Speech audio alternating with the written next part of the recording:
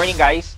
Tara kape! For this morning video guys, merong news about the Congress aiming to include financial literacy sa ating education system. So if you don't remember, naging topic na natin to previously about financial education. Kung pabor ba kayo, maisama ang financial education sa pag-aaral ng ating mga estudyante. Apparently, nakita na to as one of the solutions sa growing concern ng mga Filipinos regarding utang. So silipin natin. Financial literacy, key to pulling Pinoys out of utang cycle, says Kong Zubiri. And I will just highlight na lang yung mga information na sinabi niya. Many Filipinos are drowning in debt not because of lack of hard work, but because of lack of proper financial knowledge. If we fail to address this now, we are allowing the next generation to remain trapped in the same cycle of poverty and indebtedness, Zubiri said. The Lately Solon also mentioned data indicating younger adults aged 18 to 39 years old tend to score higher in financial literacy compared to middle-aged and older Filipinos. This reinforces the importance of early exposure to financial education, she noted. And then just read the article posted by ABS-CBN which is found in the comment section na lang. I'm going to provide my take on this topic. I'm not sure if tinuro din sa inyo to during your high school years or even elementary years.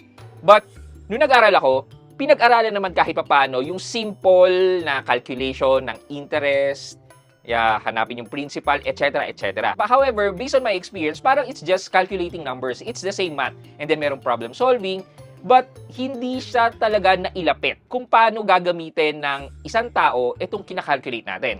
So more on, meron naman. However, masyadong kulang. And mostly dahil math yan, they're just providing step-by-step on how to do it. But in terms of how would that affect sa buhay ng tao, medyo kulang talaga. At the same time, new laws are passed over the decade.